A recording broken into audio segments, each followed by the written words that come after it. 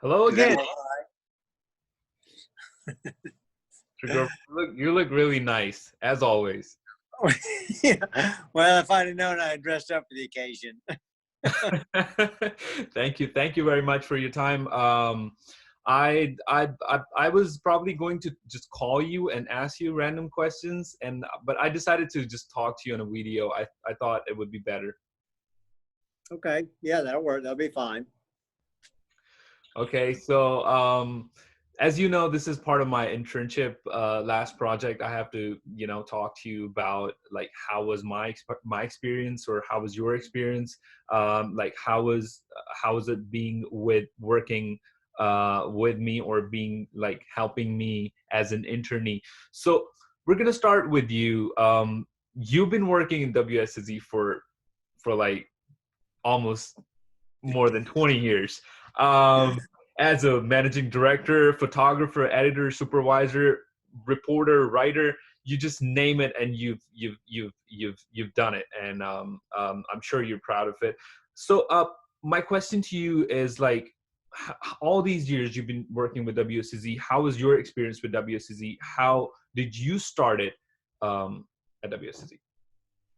Well, I had been in the business for about 7, 8 years, I guess, before I started WSAZ. And I came on as a photographer. And at that time, it was a little different than nowadays. Instead of all the reporters being a one-man band, a photographer and a reporter were always teamed up together.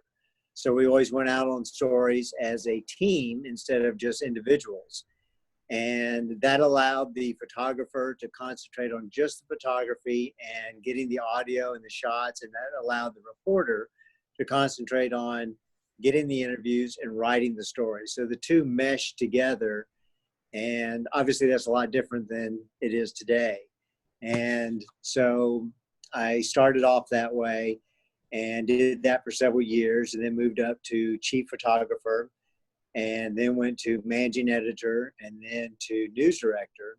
And I did news director for 2 years, but did not really enjoy that. I enjoyed being out in the field and experiencing the stories that we would go to, meeting the people that were involved in that story. So after a couple of years, I decided to step down as news director and go back to where my passion was, and that was in photography. So, so I have experienced a lot of things.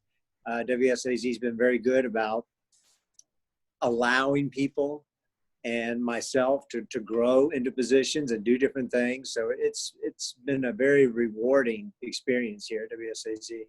I'm pretty sure it is rewarding. The other day we saw you on one of his shows where we celebrated all those years that you've been working on WSZ. I'm sure you remember that. So I was going to ask you, like, why journalism? You've definitely mentioned that you started working like 6 years before you joined WSZ, but why journalism? Why not any other like modeling? You could be a model. Well, they don't have models for ugly magazines. So if they did, then I could do that. But as far as journalism was concerned, I was fascinated by, again, the photography end of it, being able to go out on stories, and be creative.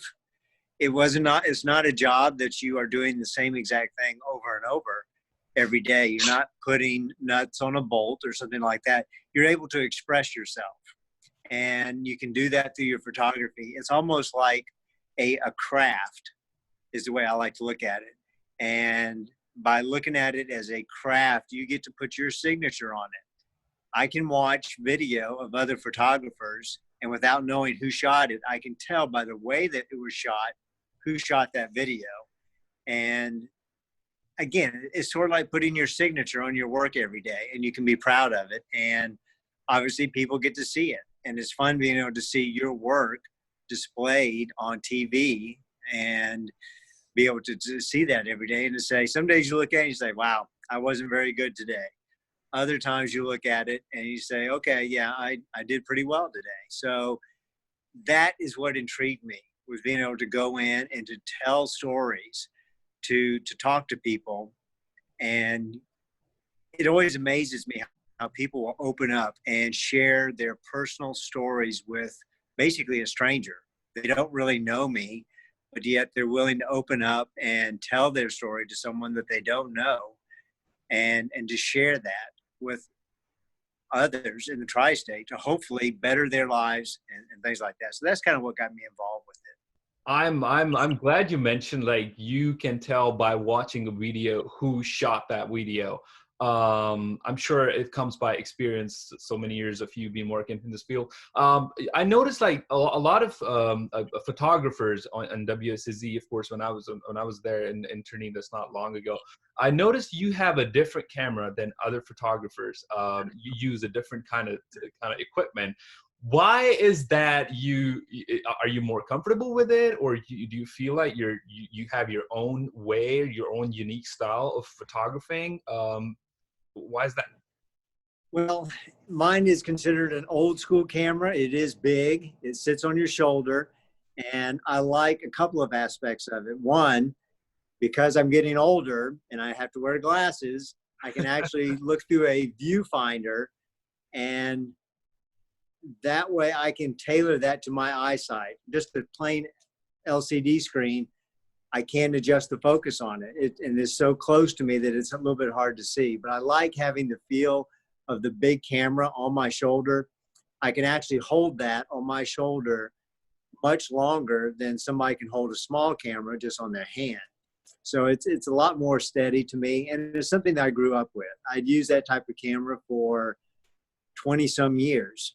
I've been in the business for 36, and I'd used it for 20 plus years, that style of camera. So I'm comfortable with that, and it does a great job. And so that's kind of, yeah, it is old school, and people look at it and say, I thought they made cameras a lot smaller than that nowadays. They do. But they also make people a lot younger nowadays, and I'm not that, and I'm not the new age of it. I like the old school camera the best. Well, that's really generous of you to say, but I think you're pretty young, Mr. Grover. I don't think you look young and you look smart, and I wish I looked like you in your age. We all wish that. So, okay, so let's talk a little bit about this internship program that WSAZ offers. I'm sure you're managing this program, and you kind of hire a lot of internees coming from Marshall University or any other universities coming across. What is so special about this internship program? Why should students like me, like Ando, and all the other internees who were part of this program should come? And then why is this internship so important?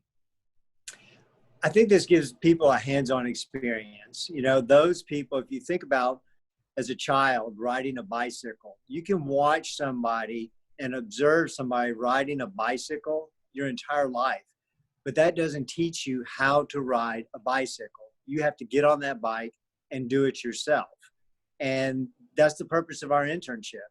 It's not just to observe people doing their jobs every day. Sure, that's part of it, to watch them in action. But the best way to learn, I've always felt, is to have a hands-on experience, to get your hands on a camera, to be put into a situation where you are trying to find the best shots, how to tell that story using sound and video, but also, who do I interview? Who do I need to get the information from? Who is this story impacting? And who should I talk to about that will connect with this story and connect viewers to it? So I think that that's the value of our internships, is that you're not just watching, you're editing stories, you're writing stories, you're going out on stories, you're shooting stories. We encourage our interns to put together a story as part of their grade. And so you're doing it every day. And if you're not doing it, then you're not fully learning and grasping the entire experience of journalism. I would totally 100% I would agree with you, because I used to there's this course in Marshall University that they teach us how to just go out and report and record the packages and just edit them, but when I was there in WSCC, it was the whole different experience for me to go out with the reporters and then just come back and edit those packages. It's different. in more sort of a professional way than just in the university. You know, your professor might grade you a good grade, or you might get a lower grade if you don't do well. But here you cannot make mistake. I believe this is more of working in a pressurized environment. It makes you a better reporter, better person, or a better in your own field, whatever, whether you're a photographer, editor, or a cameraman. So I think, yeah, it definitely makes a huge difference for all the students who wants to pursue their careers in the field of journalism, should once be an internee and I'm not sure if they're going to get someone like you as their supervisor, as we got. They might not be that lucky, but I'm sure like it always helps. It always helps. Mr. Grover, thank you so much for your time. Before you leave, do you have any comments on COVID-19? You know, the situation, this is very unfortunate for not just our United States, but I think all around the world. People are dying, people are scared.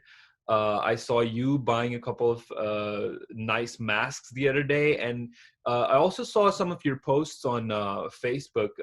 You said you put your status on, which I saw. You say we used to walk in stores wearing a mask. They would call police. Now they would call police if you don't wear a mask.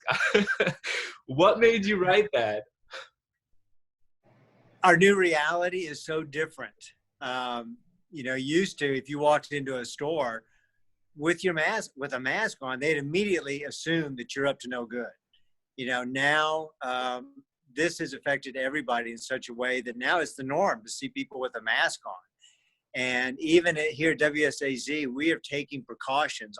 We don't have any reporters here at the station anymore. They're all working from home, so we don't see them right now. And I'll show you real quick. I'm in a room by myself, and I edit the newscast every day. And I'm just it's our conference room upstairs.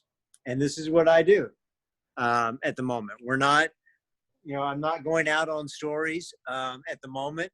I do have some underlying medical conditions, and they are taking that into consideration and working with me on those. But, it's a new reality that we've never experienced before. We've never had to do this in the past. So this is something new for everybody. Used to, I could tell our reporters and our photographers when they would come up to me and say, but you don't know what it was like out on this story and what I was dealing with. And I could always say, yes, I do know. I've done that before. But in this situation, I've been doing this for 36 years, and some people have only been doing it for 36 months, and we're all going through this for the first time together. We've never had to work like this before. So it's very strange having a newsroom that's normally filled and hustling, bustling, and now we have maybe 5 or 6 people in our newsroom working here, and everybody else is in the field and working from home. Mr. Grover, it has impacted a lot of businesses in sort of way people don't want to work, don't want to go to the jobs, and a lot of people have kind of voluntarily left, and a lot of people have lost their jobs. More than 26 million Americans have lost their jobs. What do you think how our field, the field of journalism or anchors or reporters, have sort of changed after this? Has it increased? The amount of work has increased because a lot of people are just watching news all the time. They're just dependent on news. They want to know, and all they're doing is watching TV. So has this kind of increased the amount of work for reporters and anchors and news channels? Specifically, you can talk about WSAZ. What kind of changes COVID-19 has brought to this channel? I'm not sure if it's added more work, but it's made the work different in a way. We still have to fill the amount of news that we do every day, but now it's in a different way because a lot of it is live coverage from press conferences from a governor and things like that. And part of our day has become almost routine in that we are sending one of our main anchors, Amanda Barron. She goes to the Capitol every day and reports live from the governor's press conference. And that's not normal for her, but she's anchoring from the field. We're trying to take the viewer to where the news is happening. And, as far as the workload, I'm not sure if it's more or less, to be honest with you. We still are filling, again, the same amount of news every day. We're just having to do it differently. We're having to do it from our living rooms. We're having to do it, with our pets in our room and kids running around us and things like that. So the challenge is working remotely and being able to turn the same value of a story every day, and not having that communication, not having that eye-to-eye contact with your coworkers. It is different, and it's actually a little rough being able to do that and not being able to communicate with each other face to face and personally. So it has changed not just our industry, but obviously a lot of industries on how they are managing and staying open and active. But we do see journalists as essential personnel. We are providing information for the viewer every day so that they can learn how to keep themselves safe, how to make their lives better. And just knowing that you're not the only one going through this time, that other people are doing the exact same thing, and they're coping, they're making do. There are good days and there are bad days. And that's what kind of encourages us, that we know that we're not the only ones going through this. Everybody's going through it together. And so that's our job, is to let others know what your neighbor's doing, how you're doing, and things like that. So Grover, we have seen Mr. President and a lot of governors and the talk they had about opening up the states. Georgia is the state that they sort of opened. And what do you think Jim Justice would do? Would he open West Virginia? How long this social distancing and lockdown is going to continue? Do you have any an expectations from Jim Justice? Is he going to open the states soon or later? Well, he set out a plan yesterday, and he put it forth, as long as our numbers are below, I believe it's 3%, for a certain amount of time, we will open up in stages. Each week, new businesses will open up, new platforms will open up. We'll be able to meet in groups larger than 10, provided that we meet certain guidelines. I think churches have to close off every other pew at some point once they start meeting again, and they have to wear masks to church. So again, it's a new reality that we're going to have to deal with, and new rules to play by. It's important, obviously, to get states and get our economy back open again, but it's also important to keep everyone safe at the same time. We don't want this coming back, obviously. We don't want to have to go through this again. So I think easing into it is something that we're going to see all the governors do all across the nation. And, masks are going to be the new fashion statement. That's going to be the new trend nowadays. Who can have the most attractive mask?